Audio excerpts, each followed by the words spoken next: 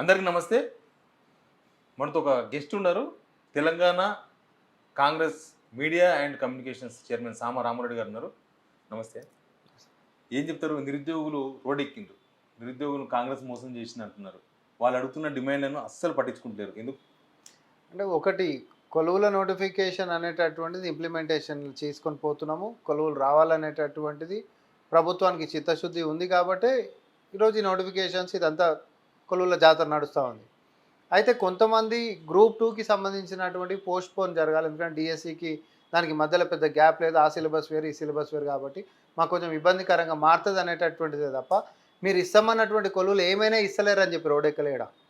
రోడ్డెక్కినటువంటి అంశాలు ఒకటేమో గ్రూప్ 1లోనేమో 1:50 అంటున్నటువంటిది గతంలో కాంగ్రెస్ పార్టీ 1:100 అని మాట్లాడింది కదా. మరి 1:100 దాని గురించి ఒకటి మాట్లాడిండ్రు. తర్వాత గ్రూప్ 2 పోస్ట్పోన్మెంట్ గురించి మాట్లాడారు. అండ్ ఉంటున్నటువంటి పోస్టులు కూడా పెంచాలంటే ఈ మూడు ప్రధానమైనటువంటి సో ఈ పోస్టులు పెంచాలనేటటువంటివి మాట్లాడుతారు. సో కాంగ్రెస్ పార్టీ నుంచి ఈరోజు శ్రీధర్ బాబు గారు అన్ని విషయాల్లో కూడా స్పష్టతనిచ్చారు. ఏడ డొంక తిరుగుడు మాటలు ఏం లేమాయి. మేము సూటిగా మేము ఏం మాట్లాడుతున్నామో ఏ నోటిఫికేషన్ మీదకించి ఆల్రెడీ ప్రాసెస్ స్టార్ట్ అయిపోయింది. ఆ ప్రాసెస్ ఈసారి ఫినిష్ కావాల్సిందే. ఎందుకంటే అనవసరంగా లేనిపోని లీగల్ కాంప్లెక్సిటీస్ మనకు వస్తాయి, ఇబ్బందులు ఎదురవుతాయి. ఉన్నటువంటి రేపొద్దున ఇబ్బంది జరగవద్దు, మొదటికి మోసం వచ్చేటటువంటి అంశాలు ఈ విషయాలు పోయి కోట్లలో నానొద్దు అనేటటువంటి సదుద్దేశంతో కాంగ్రెస్ పార్టీ అందరి నిరుద్యోగులకు కూడా మరీ ముఖ్యంగా బీఆర్ఎస్ పార్టీ చేసేటటువంటి గలీజ్ రాజకీయాల ట్రాప్లో పడకుండా నేను చరిత్రను ఒకసారి గుర్తు చేస్తా ఉన్నా. తెలంగాణ ఉద్యమ సమయంలో కూడా ఇదే నిరుద్యోగుల దగ్గర నుంచి గ్రూప్ కొలువుల కోసం రాయనికపోతుంటే హాల్ టికెట్లు చింపేసి మనం తెలంగాణ వచ్చినాక గ్రూప్ 1 నోటిఫికేషన్లతో మళ్ళీ మనం రాసుకుందామని చెప్పన్నారు. కానీ ఇచ్చినటువంటి దాఖలాలు ఉండేనా? ఒకసారి గ్రూప్ 1 నోటిఫికేషన్లు ఇస్తే 2 సార్లు లీకేజ్ అయినటువంటి దుస్థితి లేదు. ఒకరోజు కొలువులు 5 సంవత్సరాలు ఒక గ్రూప్ కొలువు ఇవ్వలేనటువంటి వాడు ఈరోజు మళ్ళీ పక్కకు వచ్చి నేర్పించి పిల్లలను రోడ్ల మీద దింపి రెచ్చగొట్టేటటువంటి ప్రయత్నాలు చేస్తున్నారు.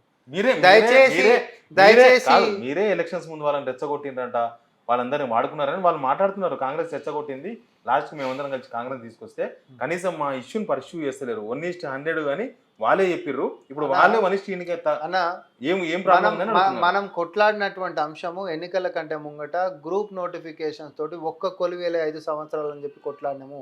నేను అన్ని వేదికల మీద నేను మాట్లాడినా, నిరుద్యోగుల తరపున నేను కూడా మాట్లాడినా. తెలంగాణ రాగానే గ్రూప్ 1, గ్రూప్ 2, గ్రూప్ 3 తర్వాత డిఎస్సికి అన్నికి సంబంధించినటువంటి నోటిఫికేషన్లు ఈరోజు వచ్చినాయి. ప్రిలిమ్స్ అయిపోయినాయి, బ్రహ్మాండంగా చేసినాం. లీకేజీలు లేవు ఇక్కడ, అవకతవకలు లేవు ఇక్కడ, కంప్లైంట్స్ లేవు ఇక్కడ. పరిపాలన అనేటటువంటిది వచ్చిన ప్రకారంగా కొలువులు ఇస్తామన్నాం, ఇస్తున్నామా లేదా ఇది లెక్క అంతే తప్ప పోస్ట్ పోన్ చేస్తామనేటటువంటిది ఎన్నికల కంటే ముంగట మనం ఏం రోడ్లెక్కి కొట్లాడింది కాదు. ఈ నోటిఫికేషన్ల మీదకి ఇందిరా పార్క్ కాడ ధర్నా చేసింది వాళ్ళందరూ. ర్యాలీ, నిరుద్యోగుల ర్యాలీ అనేది, నిరుద్యోగ మార్చ్ అనేది చేసింది. నేను ఒకటే విజ్ఞప్తి చేస్తున్నా, కొంతమంది స్వార్థం కోసం ఈరోజు ఆడికి వచ్చినటువంటి రిప్రజెంటేటివ్స్ ఎవరో మీకు తెలుసు, నాకు తెలుసు, నేను పేర్లు కూడా తీసుకోవాలి. కొంతమంది స్వార్థం కోసము గతంలో లాగా నిరుద్యోగులని రెచ్చగొట్టుకుంటూ ఏమంటారు స్వార్థంకి అంటే ఎన్నికల కోసం పబ్బాలు గడుపుకోవాలనేటటువంటి కుట్రలతో కొన్నిసార్లు ముందుకు వచ్చేటటువంటి కార్యాచరణలు కూడా చేసిరు, విఫలమైనరు. దాంట్లో నేను కాదంటలేను, అది మీ రాజకీయ లబ్ధి కోసం ఉండొచ్చు, మీరు ఏమైనా చేసుకోవాలి. కానీ మంచిని మంచి అని చెప్పుర్రి, చెడుని చెడని చెప్పుర్రి. ఈరోజు నిరుద్యోగులు నేను ఒకటే అంటున్నా శివరెడ్డి అన్న, పిల్లలకి నోటిఫికేషన్ ఇవ్వలేదంటే నువ్వు రోడ్లు ఎక్కురి, నేను కూడా మీ వెంట నిలబడతా. అరే నేను కూడా నిలబడతానా? అరే మేమందరం కొట్లాడినాం, నిజంగానే ఎన్నికల కంటే ముంగట కొట్లాడినాం, ప్రతి డిబేట్లో నేను కొట్లాడినా. ఒక గ్రూప్ నోటిఫికేషన్ ఇచ్చి కొలువులు ఇచ్చినటువంటి దాఖలు వాళ్ళు నోటిఫికేషన్ ఇచ్చిండ్రు, లేకపోతే లీకులు అయినాయి, రకరకాల సమస్యలతోనే కదా నిరుద్యోగులు కాంగ్రెస్ గెలిపిస్తే మంచి జరుగుతుంది అన్నది.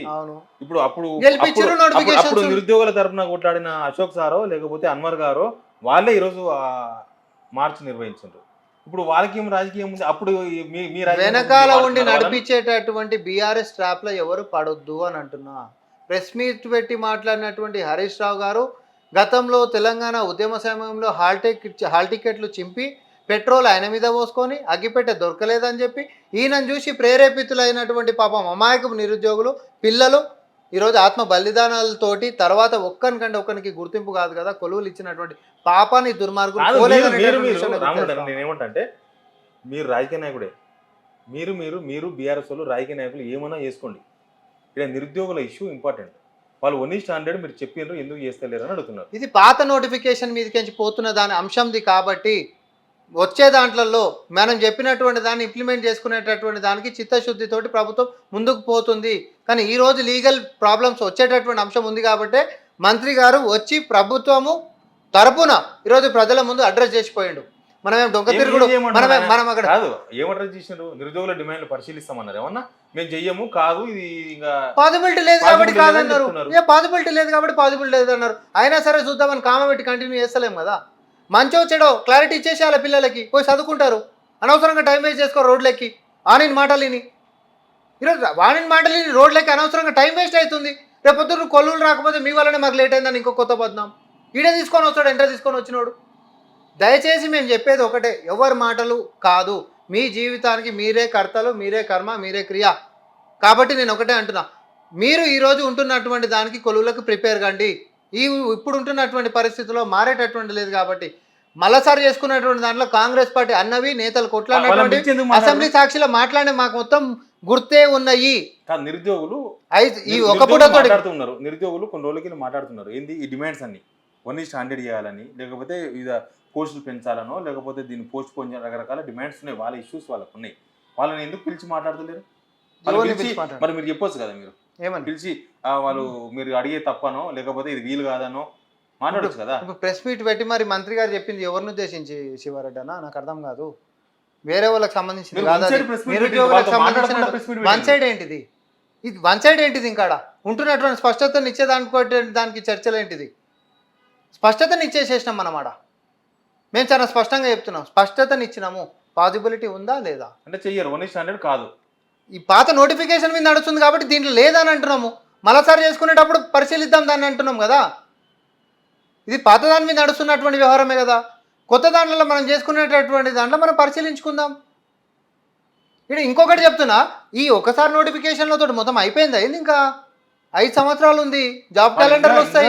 ఇంకా మళ్ళా ఈసారి రాస్తే ఉద్యోగం కొట్టాలనుకుంటారు. ఇప్పటికే ఏమన్నా నేను ఒకటి చెప్తా, 10 ఏళ్ల సంధి ఈరోజు నిన్ను వెన్నుపోటు పొడిచినటువంటి వాడు నీ పక్కకు వచ్చి జొరితే ఎడమకాలు చొప్పు తీసుకొని తన్నాల్సింది పోయి వాడు ప్రేరేపిస్తే మళ్ళీ రోడ్లకి జీవితాలు ఆగం చేసుకోనికే పోతున్నారు. వద్దని చెప్పి కాంగ్రెస్ పార్టీ హెచ్చరిస్తుంది.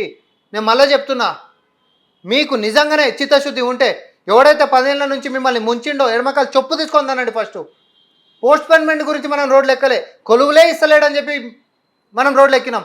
ఇది నమ్ముకోవద్దని చెప్పి సెల్ఫీలలో చచ్చిపోయిన వాళ్ళని చూసినాం. కనీసం మళ్ళీ చచ్చిపోయిన వాళ్ళ మీద కూడా అబాండాలు వేసి అసలు పరీక్షలకు అప్లికేషన్లే పెట్టుకోలేదని చెప్పి మీడియా ముఖంగా వచ్చి మాట్లాడినటువంటి మీరు నేను డిస్కషన్లు చేసినాం. ఇట్లాంటి వాడే మళ్ళీ పక్కకు వచ్చి జొర్రిండి. ఈరోజు ప్రెస్ మీట్లు పెట్టి వాళ్ళకి అన్యాయం అయిపోతుందని మిమ్మల్ని రెచ్చగొడుతుండు. నేను ఈరోజు వచ్చి కూర్చొని మాట్లాడుతుంది కూడా దానికి. అరే ఛాన్స్ ఎందుకు ఇస్తున్నారంటే వాడు మాటలు నమ్మకం. వాళ్ళు తీసుకొచ్చి పక్కన కూర్చోబెట్టుకొని ర్యాలీలు మార్చిలు చేసి ఛాన్స్ ఎందుకు ఇస్తుంది అంటే పర్మిషన్ ఇవ్వద్దా? మీ ప్రభుత్వం ఛాన్స్ ఎందుకు ఇస్తుంది? పర్మిషన్ గురించి మాట్లాడతలే నేను, పర్మిషన్ గురించి కాదు. అసలు వాళ్ళు మీ ప్రభుత్వం వచ్చి 6 నెలలు అయింది కాదన్నా. 6 నెలల క్రితం మీకోసం పనిచేస్తారు కదా అన్న. ఒకటి వాళ్ళు మళ్ళీ ర్యాలీలు మార్చిలు ఇవన్నీ ఏంది? అరే మేము అదే అంటున్నాము, ఎందుకు మనకి ఇవన్నీ? ప్రశాంతంగా నిమ్మలంగా మన అందరం చదువుకుందాము. ఎవరో స్వార్థం కోసం ఒకరిద్దరిని ప్రేరేపించుకుంటా వాళ్ళ లబ్ధి కోసం చేసేటటువంటి రాజకీయాల ట్రాప్లో మనం పడొద్దు.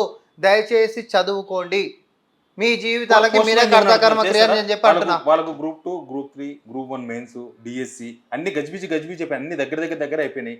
వాళ్ళు కొద్దిగా గ్యాప్ కావాలి, చదువుకుంటామని చెప్పి. నేను ఒకటి చెప్తాను కాదు, నేను ఒకటి చెప్తాను. 100 మంది కొలువులు ఉన్నాయి అనుకుందాం ఉదాహరణకి. ఎంతమందికి వస్తుంది కొలువు? 100 మందికే కదా వచ్చేది. అంత వస్తాయి మరి 100 మందికే కదా వచ్చేది. ఎవరు బాగా చదివితే వాళ్ళకే వస్తుంది. సో రోడ్ల మీద తిరగకుండా బ్రహ్మాండంగా చదువుకోండి. నేను ఓపెన్గా చెప్తున్నా, ఇది కాంట్రవర్సీ లెక్క అనిపిస్తుండొచ్చు కొంతమందికి. బ్రహ్మాండంగా చదువుకోండి. ఎవరికి తెలివి ఉంటే వాళ్ళకే కొలువు వస్తుంది. రేపొద్దున కొలువు రాలేదని బట్టగాల్సి ఇంకొని మీద వేస్తుంటే కూడా వాడు వినేటోడు ఉండడు. మీ తెలివితేటలు మీ చేతులలో. మీరు పోస్ట్ పోన్ చేయనికనో లేకపోతే మధ్యలో ఒక గ్యాప్ ఒక 1 మంత్. నేను చెప్తా 1 మంత్ కాదన్న, ఉదాహరణకి చెప్తున్నా. 1 మంత్ కాదు, ఇంకో 2 నెలలు కూడా ఇస్తారు అని అనుకుందాం. అప్పుడు కూడా ఈరోజు ముందుండి బాగా చదువుతున్నాడు, ఇంకింత ఎక్కువ చదివేసేస్తాడు. మీరు ఎందుకు టైం వేస్ట్ చేసుకుంటారు? దయచేసి టైం వేస్ట్ చేసుకోకూరి, అలా ట్రాప్లో పడకూరి. ఇదే this is what I wanted to say. వాళ్ళ ట్రాప్లలో పడకూరి. రాజకీయాలతోటి కాదు ఇప్పుడు మీకు కావాల్సింది కొలువులు. మీరు ఇన్ని రోజులు కలలు కన్నటువంటి విషయాలు, సీట్లు ఆడేం పెరుగుతున్నటువంటి అంశాలు లేవు. ఇప్పుడు ఆడ ఎన్ని ఉన్నాయో గన్నే రావాలి. కాబట్టి మీరు కష్టపడి చదవడమే కావాలి. రోడ్లు ఎక్కినంత మాత్రం వెనకబడతాం, ముందు పడం. వెనుకబడతాం. కొలువులు లేక రోడ్లు ఎక్కలేరు. కొలువులు ఉన్న తర్వాత అనవసరమైనటువంటి రాజకీయాల మధ్యలో మీరు నలిగిపోవద్దు అంటున్నాం మేము. ఇది కాంగ్రెస్ పార్టీ నుంచి మా విజ్ఞప్తి. అంతకుముందు మీ పార్టీ అదే పని చేసిందా? నిరుద్యోగులను వాళ్ళు అన్నారు ఆల్రెడీ కొలువులు వేయలేదంటే కాంగ్రెస్ పార్టీ రెచ్చగొట్టింది హారిజాంటల్ ఇష్యూ కాదు శివారెడ్డి అన్న. హారిజాంటల్ ఇష్యూ కోర్టులో నానబెట్టినోడు ఓడుండే, ప్రతిదానికి అడ్డం ఓడేసినోడు వాళ్ళే కదా. పరిష్కరించినుండనా బీఆర్ఎస్ సర్కార్? నేను అడుగుతున్నా, మేము వచ్చినాక పరిష్కరించినమా లేదా? సో లీగాలిటీకి సంబంధించినటువంటి అన్ని సమస్యలకు కూడా పరిష్కారం వెతుకుంటూ నోటిఫికేషన్లు ఇచ్చినామా, లేకపోతే మేము కూడా వాళ్ళ లెక్కనే డ్రామా నోటిఫికేషన్లు ఇచ్చేసి అది ఉంది కదా మా చేతిలో లేదని చెప్పి డ్రామాలు చేస్తున్నామా? దయచేసి చిత్తశుద్ధితో పారదర్శకంగా పనిచేస్తున్నప్పుడు ఈ ప్రభుత్వం యొక్క చిత్తశుద్ధిని గమనించవలసిందిగా మేము కోరుకుంటున్నాం. ఎస్, 100 మంది ఉంటున్నప్పుడు కొంతమంది ఇబ్బందికరంగా ఉండొచ్చు, కానీ పరీక్షలు అట్లనే ఉంటాయి. ఫస్ట్ వచ్చినోడే వచ్చినట్టు, వచ్చినోనికే వచ్చినట్టు. నాకు 1 మార్క్ తోటే పోయింది, కట్ ఆఫ్ కావాలా, లేకపోతే 2 మార్కులతోటి పోయింది, అవన్నీ సాధ్యమయ్యేటటువంటి పనులు కాదు. ఎగ్జామ్స్ పోస్ట్పోన్ చేసి సాధ్యం కదా గవర్నమెంట్ కి? అరే నేను ఏమంటున్నా, ప్రజలంతా ఇప్పుడు మన దగ్గర 4 కోట్ల జనం ఉన్నారు. ఏదైనా డిమాండ్ ఏనికి వస్తే లేకపోతే ఏదైనా సమస్య వస్తే 4 కోట్ల మంది జనం రోడ్డుకి రారు. 20 మందో 30 మందో వస్తారు. సేమ్ నిరుద్యోగులు కూడా కొంతమంది బయటకు వచ్చి పాసిబిలిటీస్ ఉంటాయా ఉండవా అనేటటువంటిది ఇక్కడ చర్చ కాదు. ఫిక్స్డ్ ఒకసారి నోటిఫికేషన్ అండ్ షెడ్యూల్ పడ్డది అని అంటే దాని ప్రకారం పోవాల్సిందే. వచ్చినోడే వచ్చిండు, రానోడు. ఈరోజు ఎగ్జామినేషన్ కేంద్రానికి ఒక టైం పెడతారు. ఎందుకు? పాపం వాళ్ళకి ఏదో కష్టం, ఇంకొక అర్ధగంట వదిలితే ఏమయ్యేది ఉంది, వాళ్ళకి ఎక్కువనో తక్కువనో ఏదో అవుతుంది అనేటటువంటిది కూడా అనొచ్చు. అది మానవీయ కోణంలో కూడా మనం దాని ప్రజెంటేషన్ కూడా ఇవ్వచ్చు. అవును, తప్పేముంది, ఛాన్సెస్ లేదంటే ఉంటుంది. కానీ ఒక నియమం అనేది ఒకటి మనం పెట్టుకున్నాం. ఇక ఈరోజు ప్రభుత్వం సాధ్యాసాధ్యాలను పరిశీలించింది కూడా, కుదురుతలేదనేటటువంటిది స్పష్టంగా పారదర్శకంగా ప్రజల ముందుకు వచ్చి నిరుద్యోగులందరికీ చెప్పింది. వద్దు మీరు టైం వేస్ట్ చేసుకోకండి. మీ దృష్టికి ఒక క్వశ్చన్ తీసుకొస్తున్నాను నేను. ఈ క్వశ్చన్ ఏంటంటే, జూలై 24 నుంచి 29వ తేదీ వరకు హాస్టల్ వెల్ఫేర్ ఎగ్జామ్ ఉంది. జూన్ 30 నాడు డిఏఓ ఎగ్జామ్స్ ఉన్నాయి. వీటి మధ్యలో ఒక్కరోజు కూడా గ్యాప్ లేదు. దీని గురించి గవర్నమెంట్ నుంచి ఏదైనా సమాధానం చెప్పించండి సార్ అని ఒక మెసేజ్ పెట్టిండ్రు. ఎవరు ఉద్యోగం కోసం చూస్తున్నాను. 24 నుంచి 29 వరకు ఒక ఎగ్జామ్ రాస్తారు, 30 నాడు పోయి ఇంకో ఎగ్జామ్ రాయాలి. ఒక్కడే రాడనా? ఒక్కడు లక్షల మంది రాస్తారు, చాలా మంది ఉంటారు, లక్షల మంది మాస్తారు. ఒకరు జీవితంలో ఓన్లీ డిఏఓనే కావాలనుకుంటారు. ఎంతమంది చెప్తే నేను ఒకటి అంటున్నా వినండి. ఒకరు జీవితంలో కల్లా నేను గ్రూప్ 1 కొట్టాల్సిందే అని అనుకుంటాడు.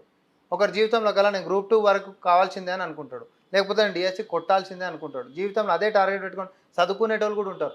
అన్నిటికీ ప్రిపేర్ అయ్యి అన్ని రాసేసేటోళ్ళు కూడా ఉంటారు. కానీ ఎవరికి దేని మీద టార్గెట్ ఉందో, ఎవరు ఎక్కువ దానికి ప్రిపేర్ అవుతారో వాళ్ళే కొడతారు. కొట్టకుట్ట ఖాళీలు పడతాయా మన కొలువులు?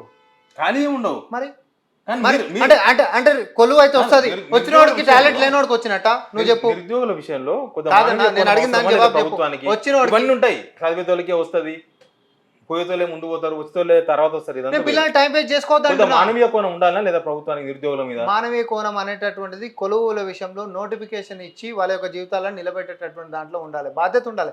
మానవీయ కోణం కాదాడా, అది మా జిమ్మేదారు. మేము చేయాలి, మేము చేస్తున్నాం, మమ్మల్ని గెలిపించింది అందుకనే కాబట్టే చేస్తున్నాం. కానీ దీంట్లో తీసుకొని వచ్చి దీన్ని పొలిటిసైజ్ చేసుకుంటా దయచేసి దీన్ని కలగురు కంప చేయకూడదు అంటున్నాం. డిఎస్సి మెగా డిఎస్సి చేస్తామని మీరు ఎలక్షన్స్ ముందు చెప్పారు. మెగా డిఎస్సి అంటే 25,000 పోస్టులు అని చెప్పారు. ఇప్పుడు 11,000 పోస్టులు వేసారు. 25,000 పోస్టులు మీరు ఎలక్షన్స్ నేను ఒకటి అడుగుతున్నా, ఏంది ఇది ఒక్కసారి కొలువులో 5 ఏళ్ళ దాకా కొలువులు రావనుకుంటారా? అసలు మీరు ఎట్లా చేస్తున్నారు అంటే ఇక ఇప్పుడు కొలువులు అయిపోతే మా జీవితాలు మొత్తం మీకు అయిపోతే 5 సంవత్సరాలకి మళ్ళీ కొలువులు అయ్యారు. ఇది బీఆర్ఎస్ కాదు, ఇది కాంగ్రెస్ పార్టీ.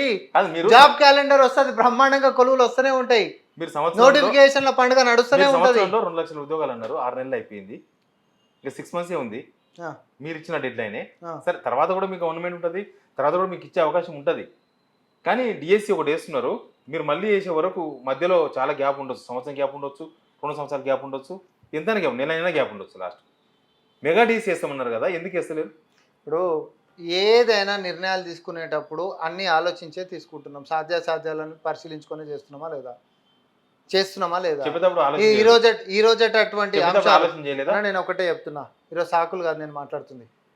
బీఆర్ఎస్ పార్టీ ఉంటున్నప్పుడు ఈరోజు అదే ఎవరైతే ప్రెస్ మీట్లు పెట్టి మాట్లాడుతారో వాళ్ళందరికీ కొలువులు ఇవ్వాలని చెప్పి నువ్వు ఎందుకు ఇవ్వలేదని చెప్పి ఒక క్వశ్చన్ వేస్తురా మీరు? మేము ఇచ్చేటటువంటి దానిలో మేము మొదలునే పెట్టినాం. కాదు వాళ్ళని క్వశ్చన్లు వేసి మేము చెప్పింది రండి, మేము చిత్తశుద్ధితో మొదలన్న పెట్టినాం. రోజు వాళ్ళని ప్రతిపక్షంలో వాళ్ళనే మాట్లాడాలి, మేము అడగొద్దా?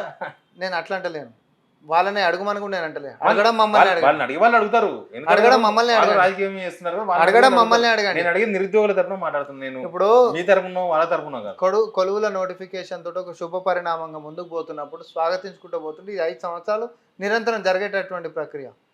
ఇదేదో మెరుపు తీగలకి ఇట్లా వచ్చి ఇట్లా వెళ్ళిపోయి 5 సంవత్సరాల తర్వాతనే మళ్ళీ కనిపిస్తుంది అనేటటువంటిది బీఆర్ఎస్ పాలన కాదు అని మళ్ళీ కూడా చెప్తున్నా. కాదు, ఆఖరికి వాళ్ళు కట్టేటటువంటి ఫీజు అని ఉందా ఈసారి? ఏం ఇప్పుడు నిర్ణయాల అప్లికేషన్ ఫీజు గిట్ ఉందా? ఏదన్నా నిర్ణయాలు అరే టెట్కు 200 రూపాయల ఫీజును 1000 రూపాయలు చేసిండ్రు. 2 పేపర్లకు 400 రూపాయలు అయ్యేది, 2 పేపర్లకు 2000 చేసింది. కాదు, తీసేసిన దాని గురించి ఎందుకు ఎప్పుడు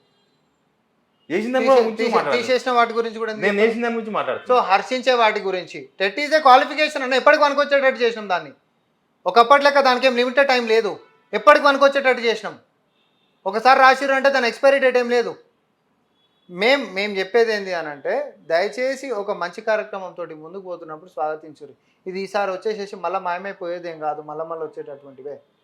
కాబట్టి ఇదే మా చివరి ప్రయత్నం ఏమో అనుకుంటున్నటువంటి వాళ్ళు వీళ్ళ పొలిటికల్ ట్రాప్లలో పడకుర్రి. ఇన్ని రోజులు ఇబ్బందులు పడ్డారు మీరు, ఇన్ని రోజులు ఇబ్బంది పడ్డారు, ఇన్ని రోజుల సంది మీరు అదే చెప్తారు.